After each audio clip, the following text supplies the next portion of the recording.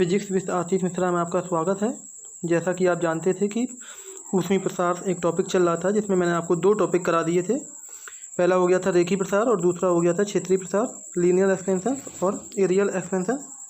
Next topic जो बेटा है आपका इस वीडियो में मैं कवर करूँगा, कोशिश करूँगा कि इस वीडियो में आपको कवर किया जाए। नंबर 1 मैं आपको कवर करने की कोशिश करूँगा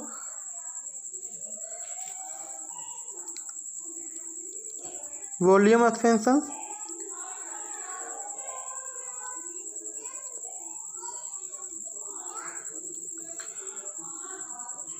आयतन प्रसार गुणांक और आयतन प्रसार से संबंधित कुछ चीज़ें।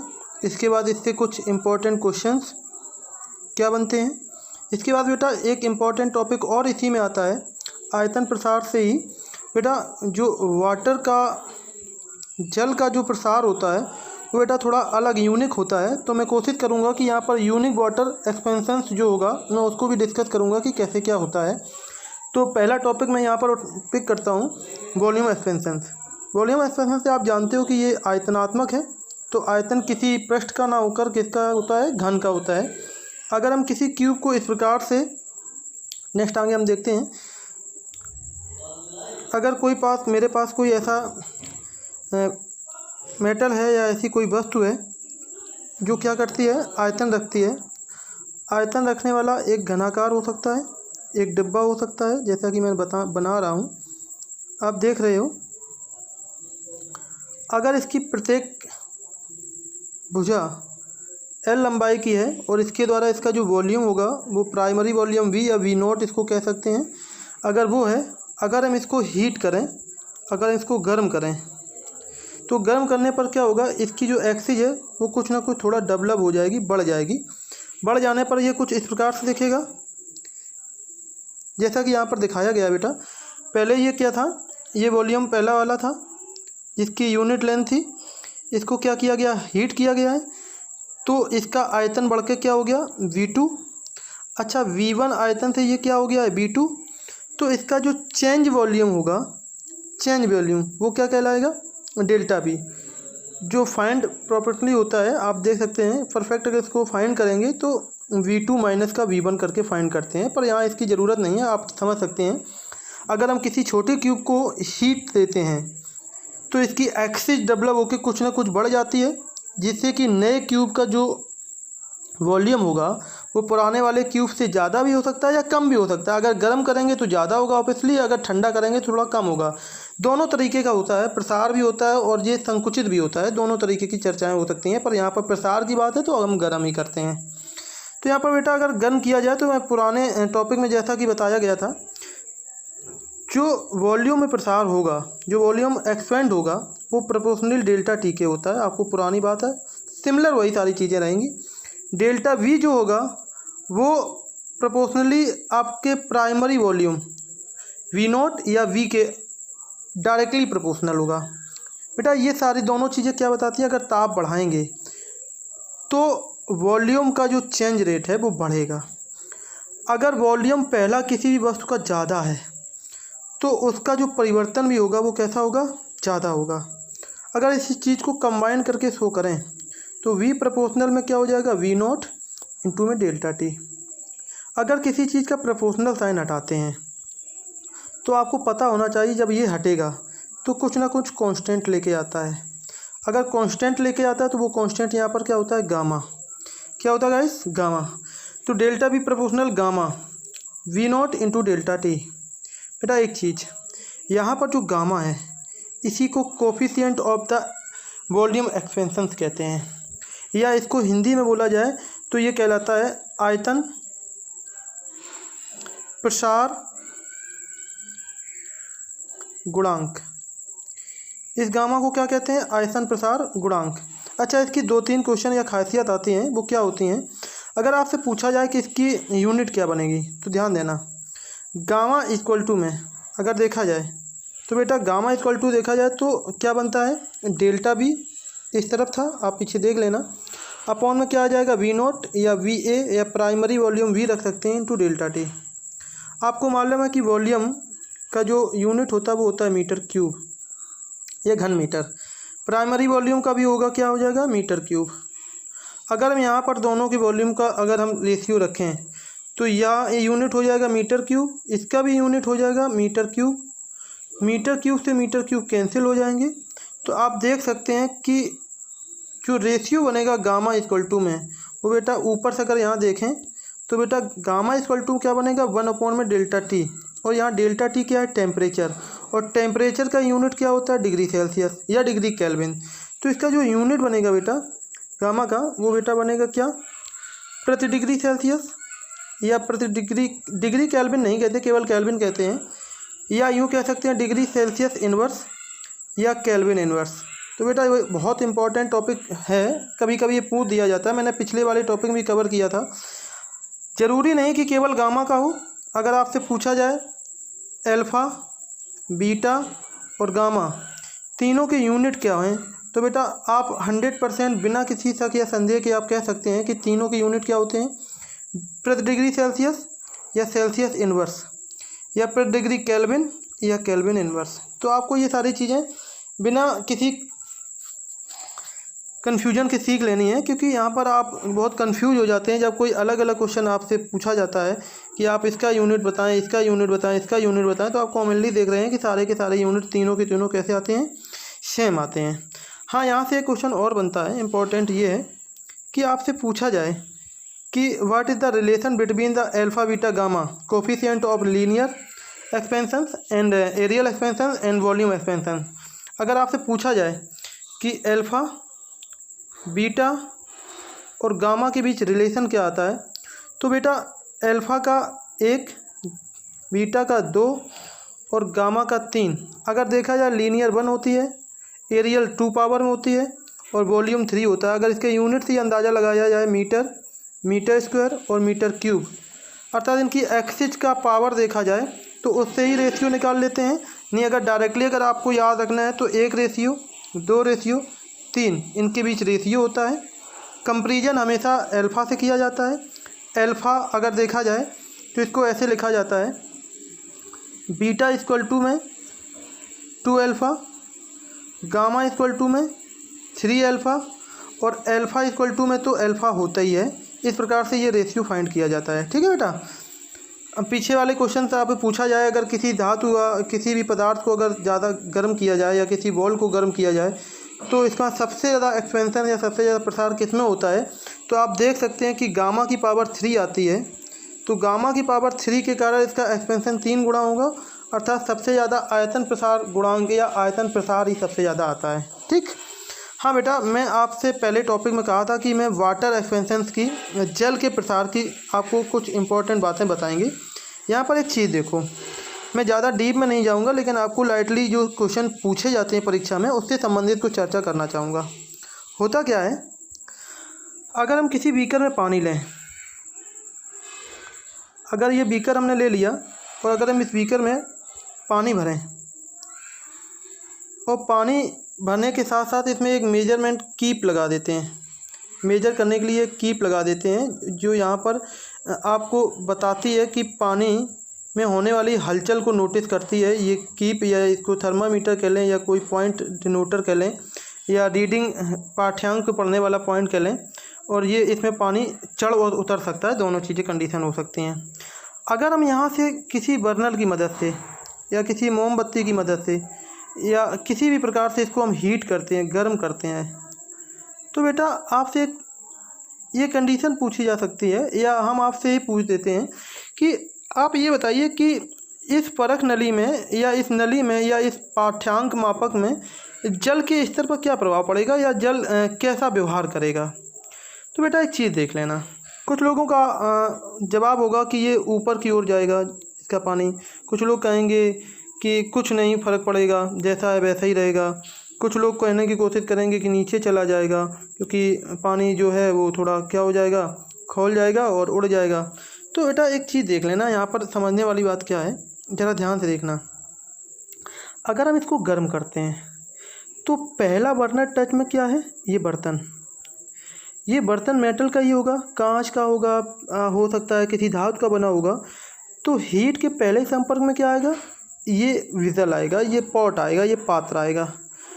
तो इस पात्र में क्या होगा, कुछ ना कुछ प्रसार जरूर होगा, ये एक्सपेंड करेगा कुछ ना कुछ। जब ये एक्सपेंड करेगा तो इसकी तली कुछ ना कुछ नीचे की ओर, जितना मैं दिखा रहा हूँ इतना नहीं, पर नॉर्मली कुछ ना कुछ नीचे की ओर आती है। तो जब ये प्रसार करेगा पहले संपर्क में आने के बाद, तो ये बर्तन का प्रसार पहले होगा, जिससे होगा क्या कि ये पानी थोड़ा क्या नॉर्मली नीचे बैठेगा। अब ये नीचे बैठने वाला पानी बहुत मिनिमम ये परिवर्तन होता है, उस चीज़ को यहाँ पर कीप नली में क्या होगा, पाठ्यांक द्वारा रीड कर लिया जाएगा कि गर्म करते ही कुछ क्षणों में जल स्तर जो है वो कीप से क्या था गया है, नीचे गया है, लो डाउन हुआ है। लेकिन आफ्टर दैट जब ये वार्म हो चुकेगा, इसमें प्रसार हो चुकेगा मुख्यतः, अब ये क्या करेगा, हीट वाटर में ट्रांसफ़र करना स्टार्ट कर देगा। जब ये हीट वाटर में ट्रांसफ़र करना स्टार्ट कर देगा तो बेटा एक चीज़ देखना, ये पानी जो है वो अब क्या करना चालू करेगा, इसमें वाटर में क्या होगा, प्रसार चालू हो जाएगा। अब ये पानी क्या होगा, इस जल का स्तर थोड़ा बढ़ेगा, तो ये कीप द्वारा उस रीडिंग को क्या कर लिया जाएगा, पढ़ लिया जाएगा। तो बेटा जल में जो प्रसार होता है वो दो तरीके का होता है। कितने तरीके का होता है, दो तरीके का। कितने तरीके का, दो। नंबर एक तो होता है रियल और एक होता है इमेजिनरी, आभासी जिसको हम कहते हैं। तो यहाँ पर जो जल का प्रसार होता है वो दो तरीके का होता है, और उसके गुणांक भी जो बनते हैं, कोफिशिएंट जो बनते हैं, वो भी दो तरीके के होते हैं। तो आपको ये अच्छे समझ में आ गया होगा। अगर आप देखा जाए तो यहाँ पर जो सारी चीज़ें आपको बताई जा रही हैं, यहाँ पर आप देख सकते हो कि किसी पॉट में हमने पानी लिया हुआ है, वाटर बाथ है, ये लिक्विड है, ये फ्लैश है, यहाँ पर कीप ले रखा है। अब देखो यहाँ पर वार्म किया जाता है तो क्या होता है, पहले बर्तन गर्म होता है, जिससे कि ये पाठ्यांक थोड़ा नीचे चला जाता है। यहाँ पर इस फिगर से आप अच्छे से समझ सकते हो। तो यहाँ पर क्या होता है, पानी का जो प्रसार होता है वो डुअल नेचर प्रदर्शित करता है। कैसा प्रदर्शित करता है, डुअल नेचर। अगर इसको आप देखा जाए कि अगर मेजरमेंट से देखें तो दो तीन टॉपिक और बनते हैं। क्या होता है उसको ज़रा समझ लेते हैं। होता क्या बेटा, कई सारे क्वेश्चन आते हैं, एक कंडीशन बनती है कि वॉल्यूम जो होता है वो प्रोपोर्शनली इम्प्रोपोर्शनली आपका डेंसिटी के होता है। आयतन जो होता है वो घनत्व के व्युत्क्रमानुपाती होता है। पर पानी की कंडीशन में एक स्थिति पैदा होती है कि 0 डिग्री सेल्सियस से 4 डिग्री सेल्सियस के बीच, ध्यान रखना ये टॉपिक, ये बहुत इम्पोर्टेंट है।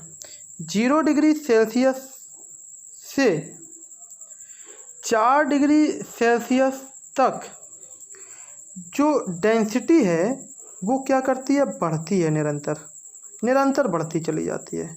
अगर डेंसिटी बढ़ती है तो आप एक चीज़ यहाँ पर देख सकते हैं, वॉल्यूम जो होता है, जो बेटा वॉल्यूम जो होता है वो इम्प्रोपोर्शनल डेंसिटी के होता है। अगर डेंसिटी यहाँ पर बढ़ रही है तो वॉल्यूम क्या होगा, यहाँ पर बेटा घटता चला जाएगा। तो केवल 4 तक ये प्रॉपर्टी देखी गई है, केवल 4 तक है। तो आप ये कह सकते हैं कि जो जल का घनत्व जो है वो मैक्सिमम जो होता है बेटा, डेंसिटी ऑफ वाटर वो मैक्सिमम कितने पर होती है, 4 डिग्री सेल्सियस पर होती है। और बढ़ना प्रारंभ कहाँ से होती है, 0 डिग्री सेल्सियस पे। अगर आपसे कंपेरिजन में पूछ दिया जाए कि 0 degree Celsius, 2 degree Celsius, 3 degree Celsius और 10 डिग्री सेल्सियस में घनत्व सबसे ज़्यादा किसका होगा, तो आंसर बेटा किसका आना चाहिए, 3 डिग्री सेल्सियस का, क्योंकि ऑप्शन में आपको 4 ही दिए हैं। 10 पर तो आपका घटना स्टार्ट हो जाता है। हाँ, अगर आपसे यही क्वेश्चन रिवर्स पूछा जाए कि 4 डिग्री सेल्सियस पर किसी जल का आयतन क्या होगा, तो 4 डिग्री सेल्सियस पर किसी भी जल का आयतन कैसा प्राप्त होता है, वो मिनिमम प्राप्त होता है।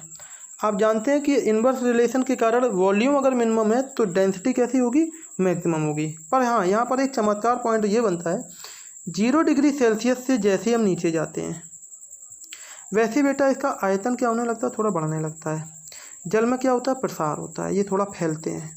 ये यूनिक कंडीशन है। वैसे सारे के सारे मेटल जो होते हैं वो फैलते हैं, पर यहाँ पर जो कंडीशन होती है वो ये होती है कि 0 डिग्री सेल्सियस पे पानी का प्रसार जो होता है वो बढ़ता है, 0 से 4 तक क्या होता है, घटता है। पर 4 से जैसे ही ऊपर बढ़ेगा वैसे ही इसका वॉल्यूम फिर से क्या होने लगे ना, थोड़ा बढ़ने लगेगा। फिर ये क्वथनांक पॉइंट पर जाके क्या होता है, अवस्था परिवर्तित होने लगता है। ऐसा नहीं कि आप 1000 डिग्री सेल्सियस तक करते जाए तो पानी का प्रसार होता ही चला जाएगा, लेकिन वो कंडीशन चेंज हो जाती है। पर आप ये समझ सकते हैं एवरेज क्वेश्चन से, 0 डिग्री सेल्सियस से अगर नीचे जाएंगे तो पानी आइस के रूप में कन्वर्ट होने लगता है।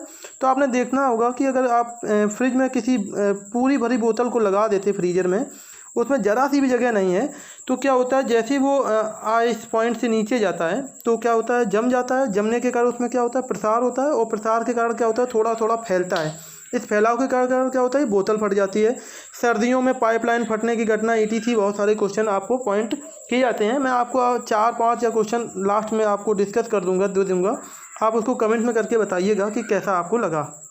आप सॉल्व करके कमेंट्स करिएगा, नहीं तो अगले वाले टॉपिक में उन क्वेश्चन को हम क्लिक करके सॉल्व करा देंगे। ओके गाइस, तो यहाँ पर आप अच्छे से समझ चुके होंगे। अब यहाँ पर देखिए भाई ग्राफ, यहाँ पर आपने 4-5 चीज़ें सीख ली होंगी, ज़रा ध्यान देना। 4 डिग्री सेल्सियस पर डेंसिटी जो होती है वो कैसी होती है, मैक्सिमम। 0 से इंक्रीज होना चालू होती है और कहाँ तक बढ़ती है, 4 डिग्री सेल्सियस तक बढ़ती है। कहाँ तक बढ़ती है, 4 डिग्री सेल्सियस पर। मैंने बताया वॉल्यूम का इसका क्या होता है, मिनिमम होता है। वॉल्यूम घटना प्रारंभ करता है और आयतन कैसा होता है, वॉल्यूम जो होता है घटना प्रारंभ करता है और जो डेंसिटी घनत्व जो होता है वो बढ़ना प्रारंभ करता है। 4 के ऊपर वॉल्यूम बढ़ जाएगा, 0 से नीचे जाएगा, वैसे वैसे वॉल्यूम बढ़ता जाएगा, पर ऐसा नहीं कि अनलिमिटेड हो जाए, कुछ ना कुछ प्रभाव पड़ता है।